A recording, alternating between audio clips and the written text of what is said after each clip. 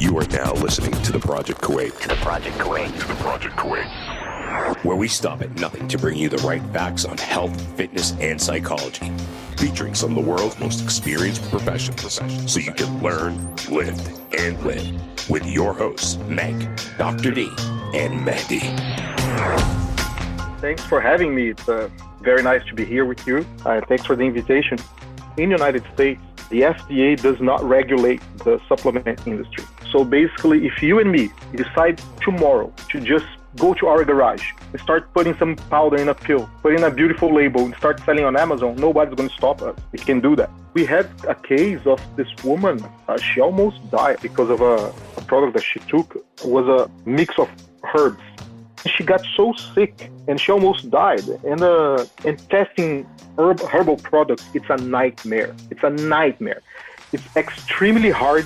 And her test, I think, it was over $4,000 to have all the information she asked for. She gladly pays. You know, it happens. It can happen. Some people they're dying out of curiosity, or they have a good reason they would pay for. All this and more in today's episode. Hey everybody, welcome to this episode of the Project Kuwait, and I am joined by Rafael from Labdoor out of San Francisco. And Rafael, I'm wicked pumped to have you on the show, man. I love your website. I love that you guys do all the testing on, different products. So can you give people a background of your company and how it got started and where the roots are? Of course, yes. First, thanks for having me. It's very nice to be here with you. Thanks for the invitation. So, basically, Labdoor started back 2012. It was not my idea. I was just invited to be part. Our current CEO, Newton Adher, he actually had the idea back 2012 because he was working for a lab. Actually, he had his own lab, and he was testing products for the FDA. And then he saw a bunch of products that just basically sucked. They were bad, and people did not have access to that type of information. So he just thought, why regular people cannot have access to this type of information?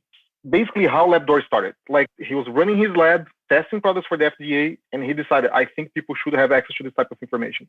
A few months later, we met in a startup competition back in Indianapolis, Indiana. And we joined forces. It was Neil, me, and other founder, Elton, and we created Labdoor back 2012. Oh, that's awesome, man. I mean, I've used your website plenty of times, especially to check out products. I mean, we live in Kuwait, so obviously our product line over here is completely different from what you guys get. But it's so cool that you guys rank them. How does the testing go? Like, how do you guys test? And how do you guys, is it all third-party type of deal? Is it in-house testing? How does that really work? It's funny, we tested several models during these past few years. Currently, we only use third-party labs. We don't test in-house anymore. We do that because it's easier to keep quality. So because then we can test in more than one lab and to assure quality. Basically, we use only FDA-approved labs. And the way the test works for the rankings, the companies, they don't know they're going to be tested. Okay. We, based on popularity, we check like the most sold products on Amazon, or by request, we receive tons and tons of emails every day from our users asking to test specific products. So when we are about to release a new category of rankings, we just gather all this information. We see which ones are the most popular. We buy them just like any other person would buy in a store and send them to the lab and test them. That's basically how it works, like how we generate the ranks. Now, so there's nothing coming from these other companies. It's just you guys just go into the store, buying these products based on, for instance, if I recommend a product, you guys just go and buy it and then you test it from there? Yeah. They don't know they're going to be tested. They find out when it's published. That's how it works. That's for the rankings. We also, I don't know, probably you know that, right? If you go to the website, you're going to see some products are just certified products. Yeah. Those are different. Then, because over time, what happened, companies, they started looking for us and asking, like, how can I be on your website? There was no way for companies to go to the website and like pay for a test and get to the website. Okay. And then we created this new program we call the Labdoor's Quality Program, Certifications Program. So basically companies that they were not selected to be in our rankings, they can actually come and ask to be tested. And there is a whole different process. They submit the sample. We get the sample, we test, and we work with them in quality control if we find any issues. But if the product's okay, we publish and we certify them for quality. And that's why if you go to the website, you see a separation between certified products and ranked products. Yes. Yeah. So basically, when you see a product that is certified, that means that the company paid to be there. Okay. All right. But that doesn't mean it's a bad product, or they can actually change the grade or anything. It's still like the same quality process, same standards. But it's funny because most of the companies that request certification, usually they know their product is good. Like the bad companies, they don't even come to us like and ask to be tested. So it's interesting like this to see this pattern. Like most of the companies, I would say 100% of the companies that asked to be tested, they were actually pretty good companies, pretty good products. That's actually kind of reassuring to know. I mean, because, like I said, I go on your website. Like the first thing I do when I'm at a supplement store is I go on your website to see what their ranking is and to see what you guys also have and what you recommend in your certified products. Because we live in Kuwait, so the products are completely different here. So what are these companies? I mean, you hear a lot of stories that these companies, some of them operate, out of their garage. And, I mean, is that true or is that just kind of fictional? Like people made it up over the years? Well, I personally never went to visit a company in a garage. But yes, I also heard stories about that. Very real stories. And actually, we know it is true. The thing is, the problem in the United States, the FDA does not regulate the supplement industry. So basically, if you and me decide tomorrow to just go to our garage and start putting some powder in a pill, put in a beautiful label and start selling on Amazon, nobody's going to stop us. We can do that. Oh, wow. Yeah, that's why the volume of new products every year in the United States, that's why there's so many new products every year, because nobody's regulating them. The way the FDA works here for supplements, it's reactive. If somebody dies or somebody gets sick and hit the news, and then the FDA is going to investigate that product. It's different. For pharmaceutical products, it's different. You need an FDA approval before you go to market. For supplements, no, you can go to market. If any problem happens, then they will investigate. Yeah, I mean, it was kind of like ephedra in the early 2000s. It was early 2000s, I believe, with hydroxycut and everything. Yes, I remember that. And I remember back 2013, 14, they had some serious issues with those 5-hour energy, those energy drinks. I mean, basically because anyone can sell them. Then, yes, we've heard about just like a bunch of guys in their garage building the supplements and selling. And they actually became pretty big brands. I believe it. I definitely believe it, especially those the energy drinks. I mean, before it used to be, Red Bull, and that was pretty much it. Now you have like an entire shelf, if not a store of them. Now with the energy drinks, and I'm glad you brought that up. I mean, we see a lot of them putting in, 400 milligrams, 500 milligrams of caffeine. What, in your opinion, is a decent amount to put into a pre-workout or an energy drink? Oh, that's a very good question that unfortunately, I'm not able to answer because I'm not a scientist. Okay. All right. So I'm not going to take the risk to answer that. Actually, nobody from Labdoor would ever answer that question. We always say companies, they should keep under the limits established by the FDA or Prop 65, for the regulatory entity. Yeah. Like they should never exceed. That's it. And also, we always tell people, do not take any supplements before talking to a nutritionist, to a doctor.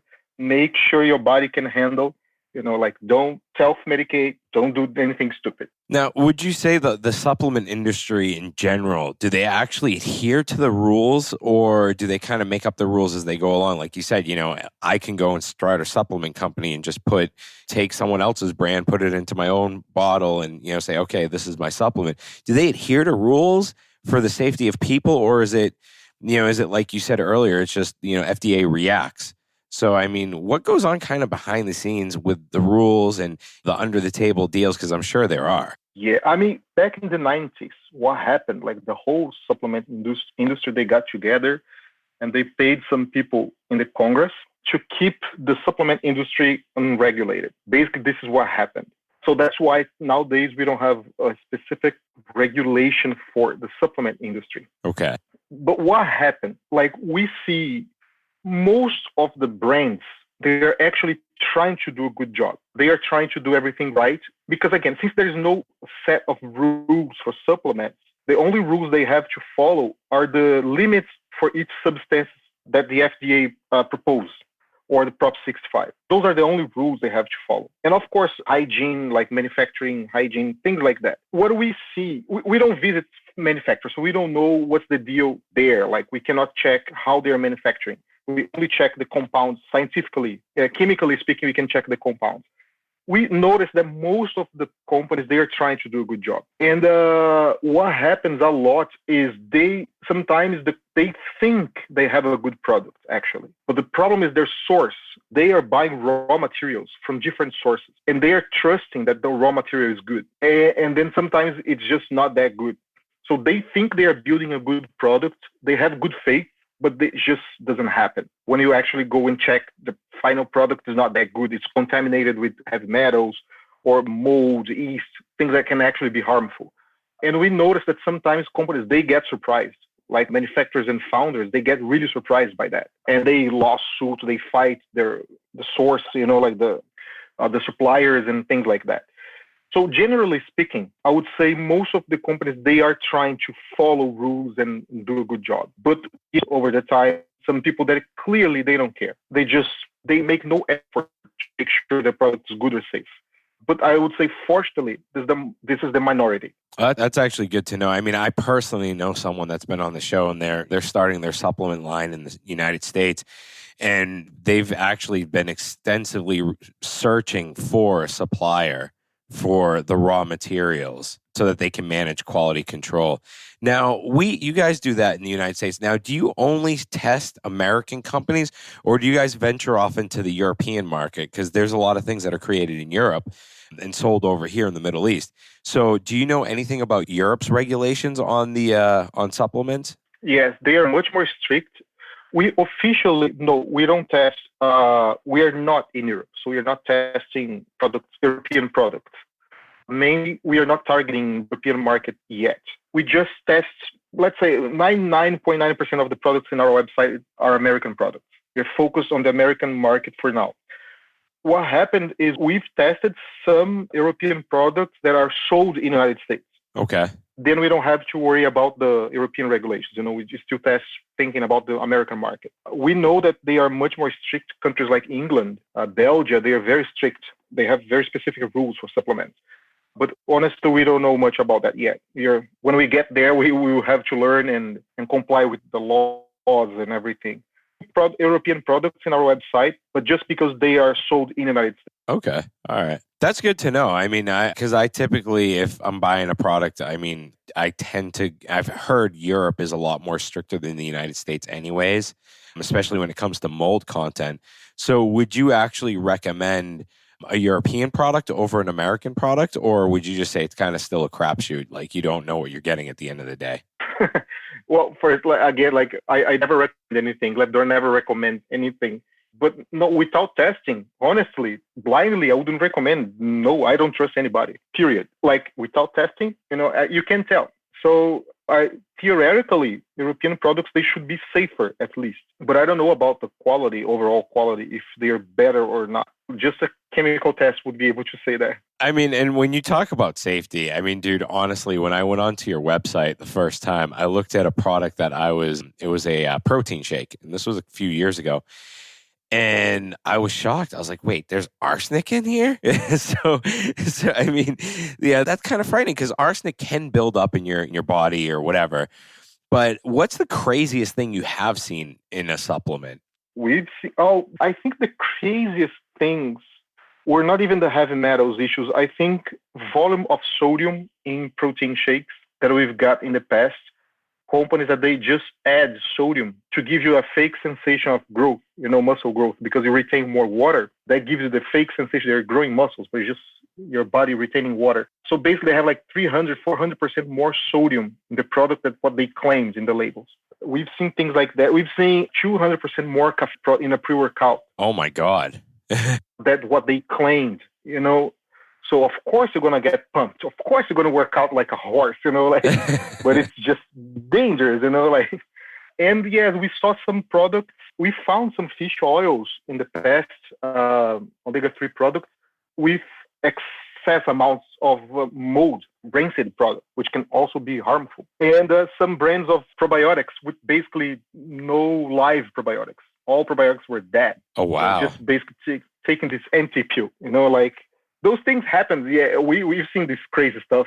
Oh, and some heavy metal contaminations, like one single pill, it's more than have more heavy metals on that pill than you should be taking in your whole day with all the other food you eat. We've seen things like that. It can get pretty crazy. Wow, man, you just freaked me out. I'm glad I don't take as many supplements as I used to.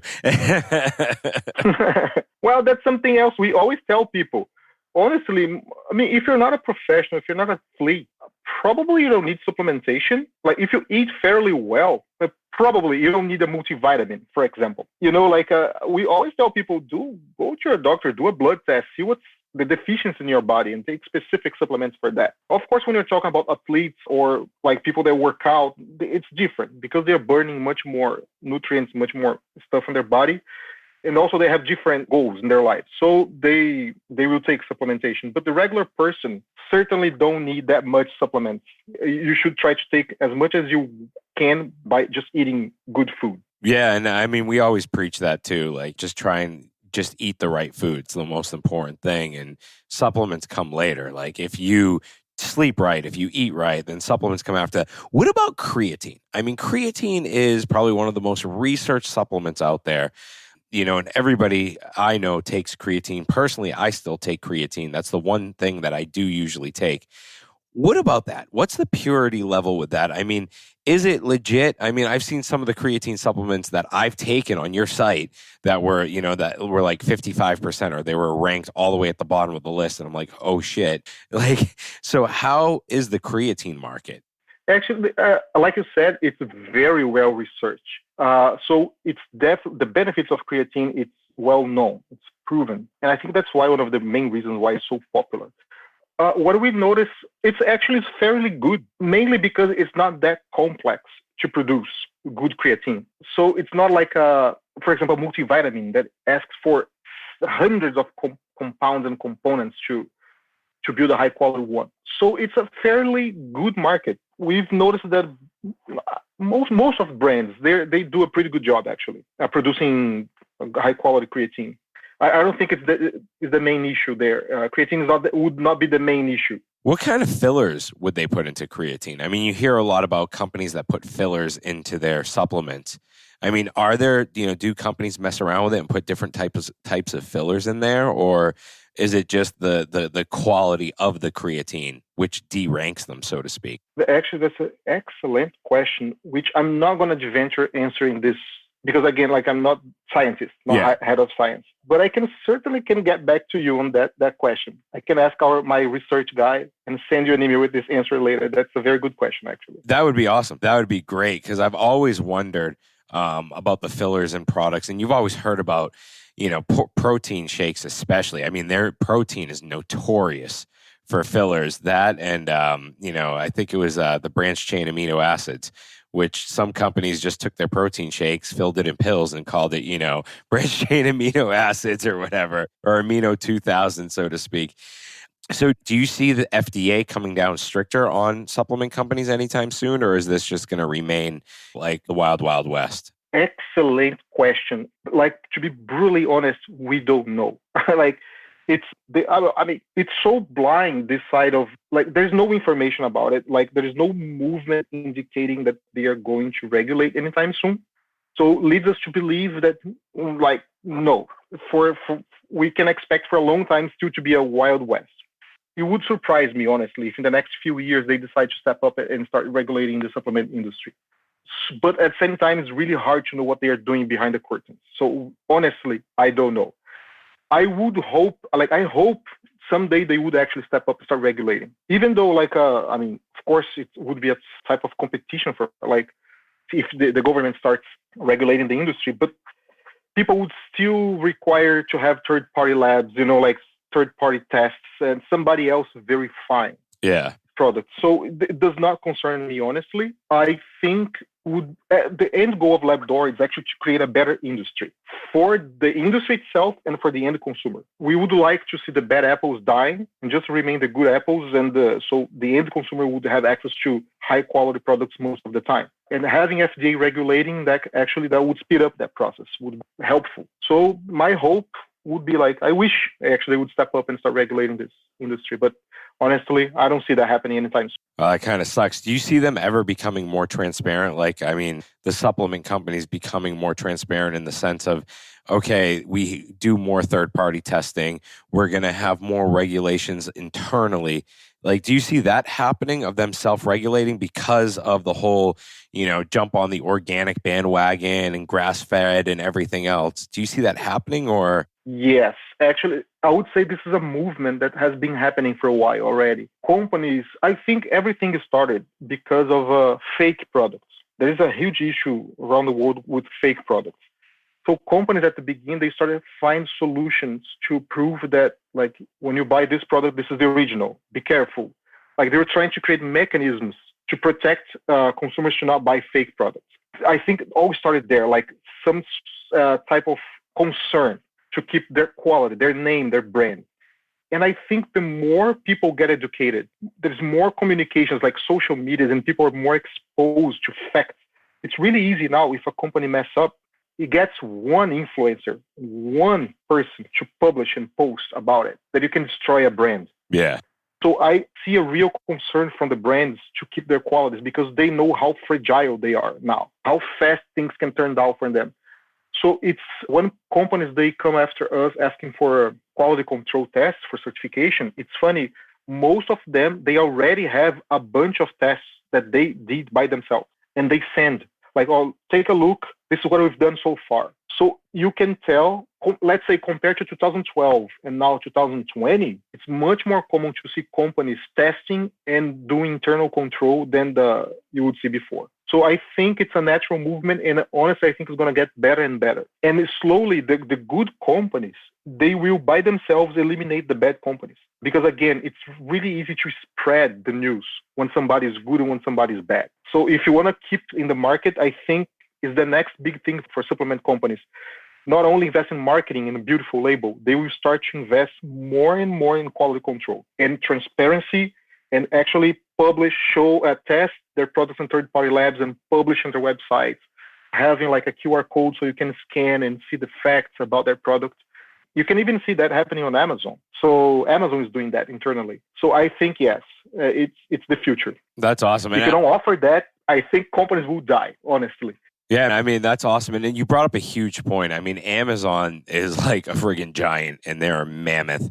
And when you see them offering supplements now, what do you think that's going to do to the? Do you think that's going to shake up the industry a little bit? I know that's a little bit more technical business question, but I think if Amazon starts to go hardcore with supplements, they're going to, they'll destroy companies. Actually, it's a very good question too, and something that it should be a concern. Everything we have in information, like we see, here Costco here in the United States, yes, it's huge. Yes. And they have their own brands. For most of the products, they have their brand, like Kirkland. And this is actually it got super normal. Every retailer now has its own brand. Trader Joe's, Safeway, Walgreens, CVS, they all have their own brands. So they were never able to destroy other brands. They actually created a fair competition. But they are not as big as the power of Amazon, like the facility to buy products on Amazon. Mainly because when you land on Amazon and you search for something, let's say the experience is different if you go to the supermarket and you see a bunch of brands and you see the Walgreens brand. That's one thing. Another thing, if you go to the Amazon website and type a name of a product, and Amazon has the power to first show you the products that they want to show and recommend and work on prices, and next day delivery for a specific set of products, they have a level of control that other companies, they don't have, they never had. Yeah.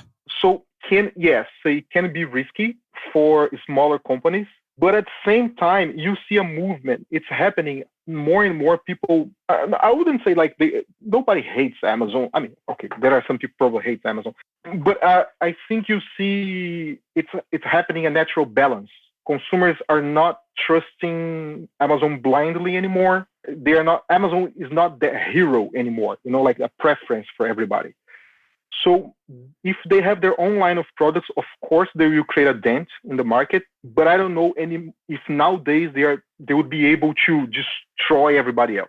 I think they would be a fair and a good competition. They would just add competition and force other brands to increase in quality, which at the end of the day is good for the end consumer. Yeah, and I think sorry, go ahead. No, I think that's what's going to happen, honestly. No, I think you brought up a good point because Amazon can place products based on the reviews and everything else.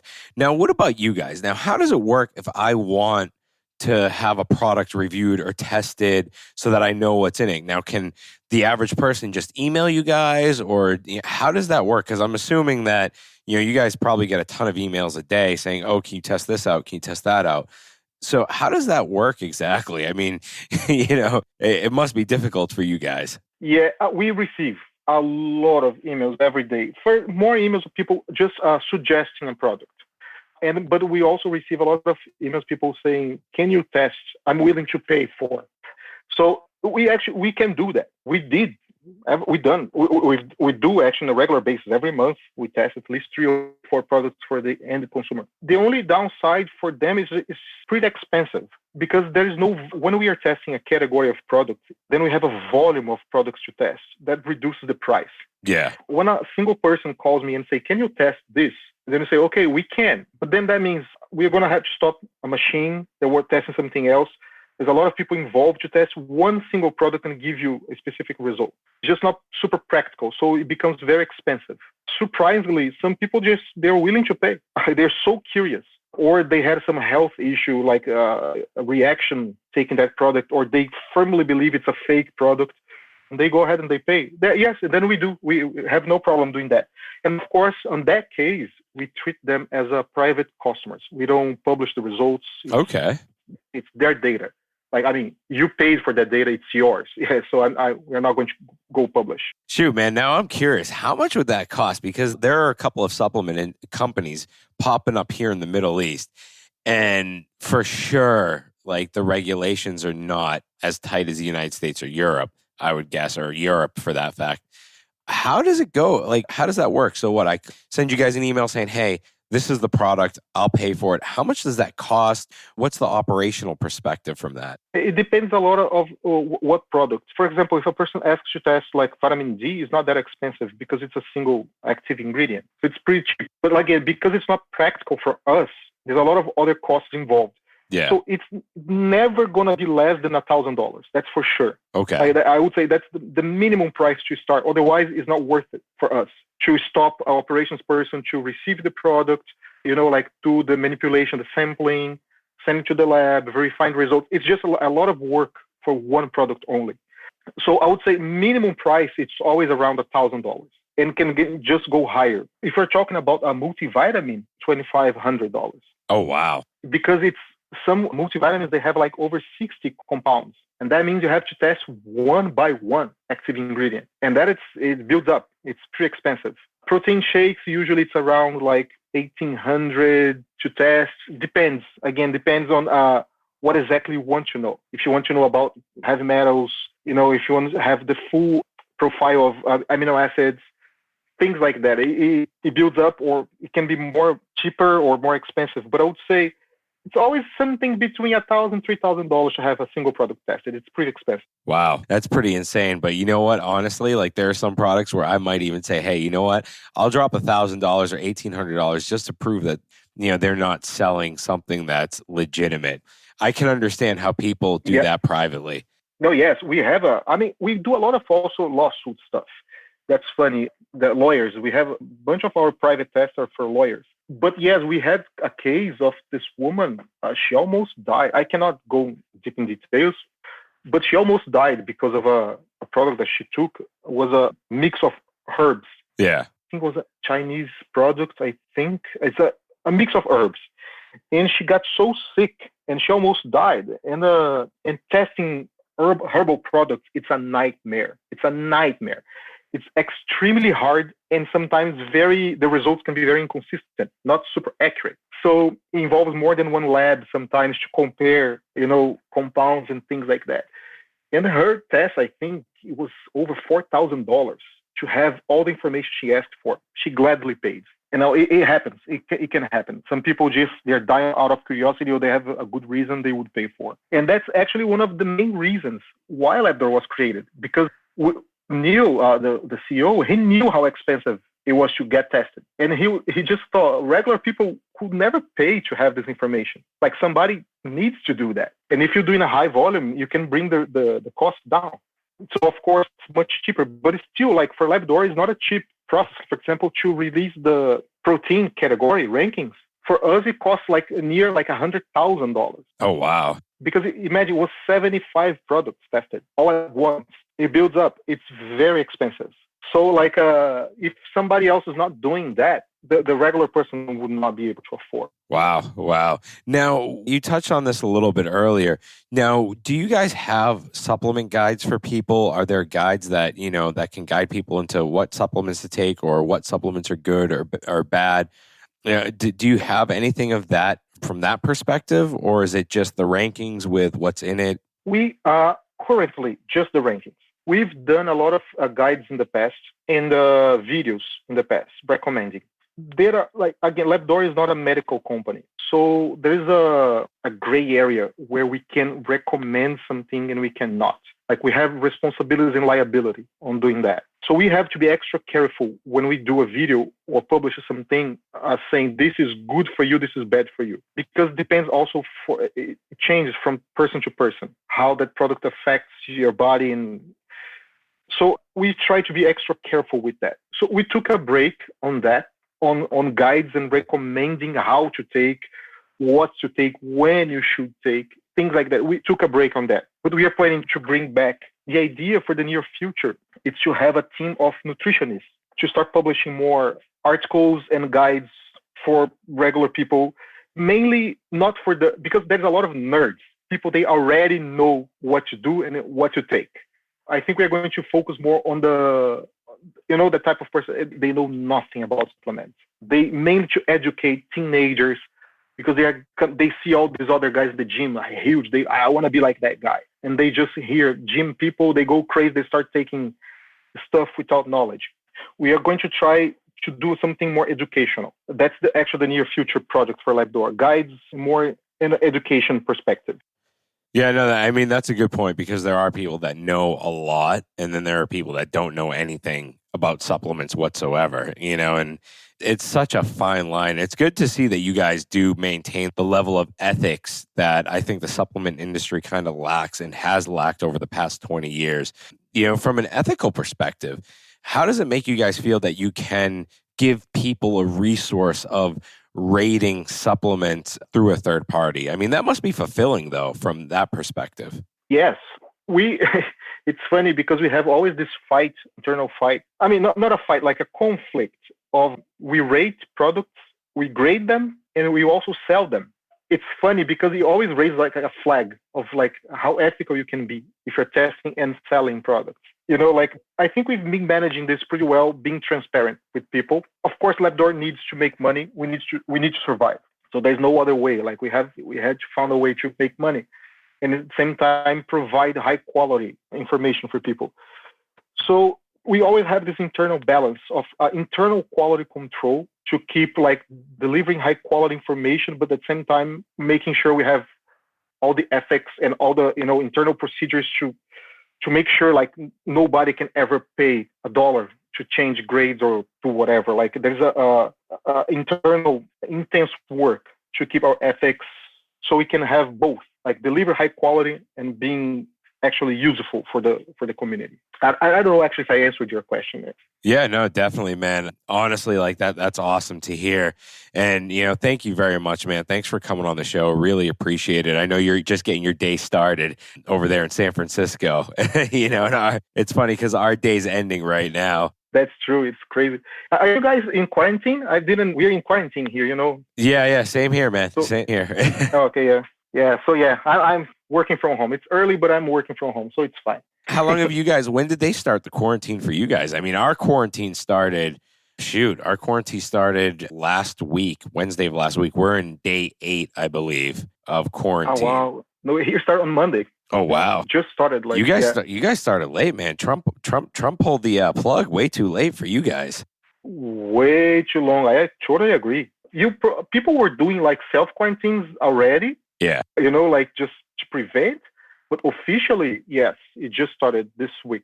it's super late, super late. Yeah, well, I mean, they said I was watching the news before I jumped on with you, and they said they tested I think it was a malaria drug or something through the FDA, and that might work for the COVID-19 virus. But the one thing that we don't know is what are the side effects. You know what I mean? When they jump Oh yeah, the wow. gun. That's what scares me is that, what's going to happen afterwards after you take it for like, you get a shot of it or whatever. Yep, it's scary. Like, of course, they're trying to fly and create something like as fast as possible, but yeah, we gotta be careful to not create something worse. Like trying to cure something and create something worse. Yeah, it's crazy. Like this. It's amazing how, I mean, I don't know how old you are, man, but, I'm 36 years old and I never thought I'd live through this. I thought maybe a war, but never a pandemic. No, true. I'm same age, actually, 36. Yeah, it's crazy times. Like, we had issues before, like H1N1, but it was kind of distant. Like, it never actually affected my life before. I've never seen like affecting a global scale like it's affecting now. So it's in my lifetime, I think it's the first time I see something this happening. I don't remember at least happening this scale before. It's very scary, man. Yeah, no, I know, man. I mean, for me, I jumped back on the supplement train. I started taking ashwagandha and elderberry and, things that I know stave off like the common cold and the flu. And I'm hoping that helps. Luckily over here in Kuwait, we only have about 142 cases, but they're expecting that to jump. That's good, yeah. And you guys over in the States now, oh my God, it's insane right now. It's insane. Go ahead. You're gonna say something, man? No, I was going to say it's gonna get worse. Like it's exponential, so it's gonna get certainly worse. Like exactly because it took forever for them to start the prevention. Like it's just a weird situation. So it's extra scary for us here. Yeah. I mean, it definitely hit you guys late. And watching what's going on in Italy and their healthcare system not being able to handle it, I know for a fact that the United States healthcare system cannot handle an insane influx. Not at all. Not at all. Mainly because there is no public system here. Like, even if they can handle, I would say not everyone will have money to pay for the treatment. Yeah. That's the main issue. Like, even if they cannot handle, there's not enough respirators or hospitals for everyone. And even if they had, people just can't pay. So it's a dangerous situation. Like, if people are getting sick, they would be afraid to go to the hospital because they know the bill at the end of the month is going to be huge. So they just avoid, which makes things more dangerous. People would not be treated. It's a messed up situation here. It really is. It's messed up all over the world. It's kind of frightening. Hopefully this blows over and we can actually, because usually we go to the States every year during the summer. And I looked at my wife yesterday and I go, we're not going to Boston this year. And I'm hoping it blows over and, there's a decent little dent on the Airbnbs and, it's like 50-70% off. So. Yep, exactly. Tickets, flying tickets are super cheap too. Like, it's getting cheaper, but if you're able to fly because they're closing all the borders now and it's going to create a dent on an economy for sure. But I know it's going to get back. It's going to get back for sure. What about you guys? Speaking of the economy, how are you guys? I mean, right now it looks 100% United States, the whole world's going to be in a recession. Like after looking at the Dow Jones today, it's going to be a recession year, if not a depression year from what some of the high economists are talking about. Do you guys have like a plan in your back pocket for Labdoor? Or, do you expect it's going to be tough for you guys as a business or how's that going to work? It certainly is going to be a tough year. We've noticed already. It's funny because we've noticed a huge increase of sales and traffic on vitamin C because people are trying to prevent themselves. But overall, our traffic, it's less than half of the regular traffic. Okay. And sales went down like drastically. And of course, when we work with products that are not essential, it's normal to see that happening. I think it's not going to be enough to kill us, this whole recession, but it certainly is going to slow down our progress. We might not be able to test new products this year, things like that. We're not going to be able to improve. Yeah. So that's going to be the main downside. But yes, we certainly can see there are significant reduction of sales this week. So if the progression keeps going like that, it's going to hurt us a little bit. Mainly because also it's interesting in the news, like Amazon's getting collapsing now because they're not being able to keep up the deliveries and everything because now everybody's staying home. Everybody's buying online. Yeah. And the essential products are running out of the shelves. So even the manufacturers cannot keep up. That's creating a collapse on Amazon. And companies like Labdoor that relies a lot on Amazon to survive. Yeah. Because most of our affiliate links goes to Amazon. It hurts. Again, it's going to hurt us. We will see a lot of small business companies that rely on their revenue on Amazon traffic getting like severely hurt this year. It's going to be tough. Oh wow, that sucks, man. That really sucks to hear. I'm sure you guys will pull through. You're a smart enough company, so I mean, it's just right now. I think for everybody, it's kind of like keep your fingers crossed and hope it doesn't hit you that bad. It's this year's just it's going to be globally. It's just going to suck. Yes, exactly. Yeah, nowadays you're all connected. So if one country gets messed up, it's like the chain of events. So yeah, it's going to be global. Yeah, I mean, it's the one time you probably wish you were in the toilet paper industry. Yep, exactly. Exactly. Like, man, I wish I would have a toilet paper manufacturer right now. It's crazy how people get freaked out about that. Like, you go to the supermarket, the first thing you notice that's not there. It's toilet paper. Wow. Yeah. I mean, for me, it was when people went crazy buying vitamin C. I'm like, dude, vitamin C is just it's enough to give you diarrhea. That's about it. So, I mean, first thing I reached for was ashwagandha and elderberry because, those have been used for thousands of years for the flu to, speed up the recovery process of the flu. And, I know that from, just reading up on supplements. That was the first thing I did. That's the first thing that I reordered and made sure that I stocked up on. And usually sorry, go ahead. No, usually things get here from Amazon in 3 days, even being in Kuwait. And now Amazon's telling me 10 days. And I'm like, are you kidding me? Wow. Yeah. Wow. So. Yeah. Yeah, they're getting collapsed too. We send some communications to our users alerting them because the problem is there is a bunch of influencers and some people they're promising that overdose of vitamin C is going to prevent you to get coronavirus. I saw that email you guys sent out. That was awesome. Yeah, I was like, we were highly concerned. Say, well, I mean, it was true, but there's no evidence yet. I know they're doing some tests with zinc, vitamin D, and vitamin C, but it's not conclusive yet. Yeah. And like you said, the best thing you can do is take care of your immune system right now. Make sure you're healthy. Make sure you're fine so your body can fight, but don't expect that supplements will do miracles. Yeah. No, like true. You said, like some supplements might reduce the time that you're getting sick, but it's not going to prevent you to get it. That's our main concern. So we felt obligated to go ahead. When I was checking actually the sales and traffic of vitamin C, I was like, wow, but that's a concern. Yeah. That we have to do something about that. Like, we need to tell people somehow, even though it seems like counterintuitive, because we should be happy. You're selling more. So be quiet, don't say anything. Just let people buy. But was not the case. We said, no, we gotta say something. That's awesome, man. We have a bigger problem in our hands right now. We gotta warn. Yeah, no, that's awesome. That's really good. I usually don't read a lot of emails, but when I see emails from you guys, I usually know it's important, especially around this time. It's so rare, actually. So we rarely send emails too. Very true. We try to not bother people much. That's why I read it. I was like, I never get emails from them. Let me see what this is all about. And so I mean, dude, it's awesome. Like, I wish you guys could test out some of these new companies that are popping up, Kuwait and around the GCC, the Arabian Gulf, because it would just be cool to see if our regulations are good. Now that I was thinking of it. I don't know, maybe one day if I can pull enough money together, I'll send you guys a bunch of supplements and maybe test something out. Yeah, well, we would gladly do that. Yeah. But dude, thanks for coming on the show, man. It was great insight, understanding your company and how it works. And, like I said, I've been a fan of Labdoor for many years.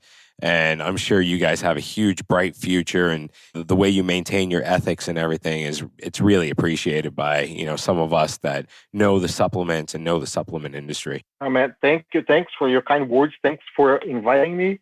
It was my pleasure to be in your podcast, and I wish you the best too, man. Thanks, man. Really appreciate it, buddy. All right, man. Take care.